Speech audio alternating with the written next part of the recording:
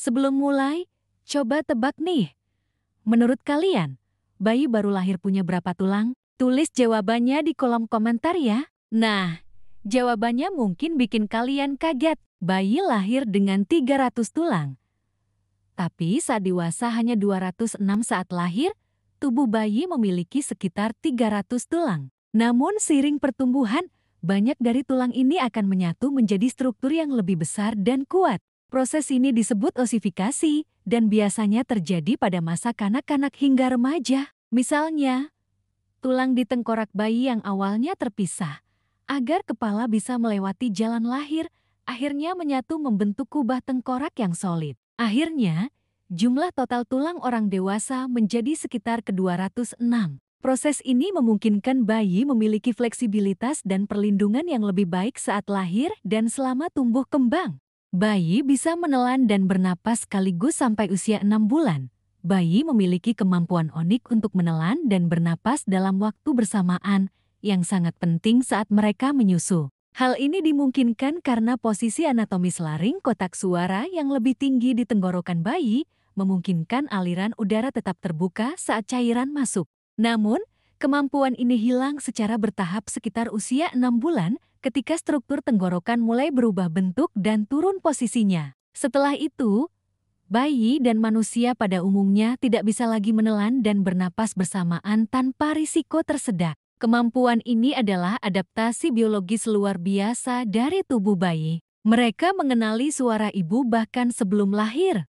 Penelitian menunjukkan bahwa bayi sudah bisa mendengar suara sejak trimester ketiga kehamilan, terutama suara ibu. Rahim bukan tempat yang sepenuhnya sunyi denyut jantung ibu, suara pencernaan, dan terutama suara ibu berbicara atau bernyanyi terdengar cukup jelas. Bayi yang baru lahir cenderung menenangkan diri saat mendengar suara ibu karena telah familiar sejak di kandungan.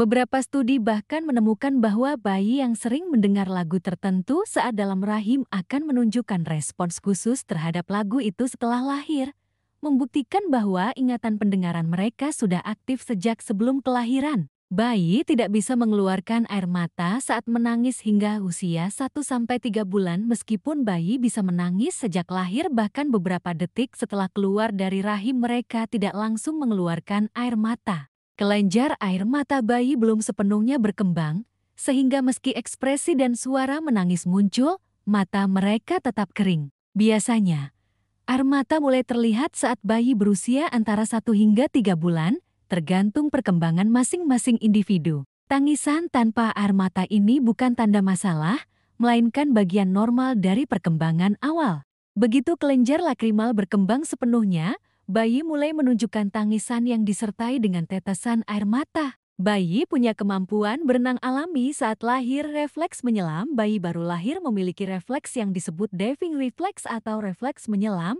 di mana mereka otomatis menahan napas, menutup tenggorokan, dan membuka mata saat berada di bawah air. Ini adalah warisan evolusioner dari masa lalu ketika manusia masih sangat bergantung pada air sebagai habitat. Refleks ini juga termasuk gerakan tangan dan kaki seperti berenang. Sayangnya, refleks ini mulai hilang antara usia 4 hingga 6 bulan, sehingga tidak bisa dianggap sebagai kemampuan berenang yang aman. Meski menggemaskan, bayi tetap harus diawasi ketat saat berada di air. Bayi bisa mengenali emosi dari ekspresi wajah sejak usia 2 minggu.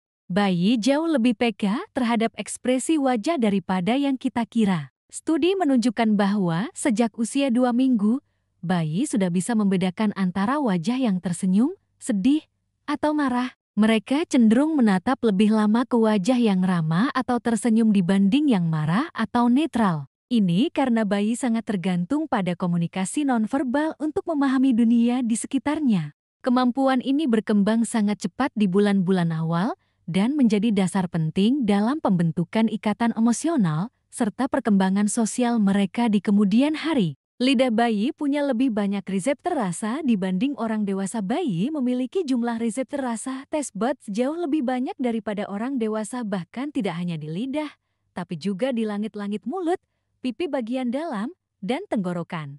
Hal ini membuat mereka sangat sensitif terhadap rasa, terutama rasa pahit dan asam yang dianggap berbahaya secara biologis. Meskipun begitu, Bayi secara alami menyukai rasa manis, seperti rasa susu ibu. Seiring pertumbuhan, sebagian reseptor rasa ini akan menghilang, membuat indera perasa orang dewasa tidak sepeka saat masih bayi. Inilah salah satu alasan mengapa makanan bayi harus diperkenalkan secara bertahap.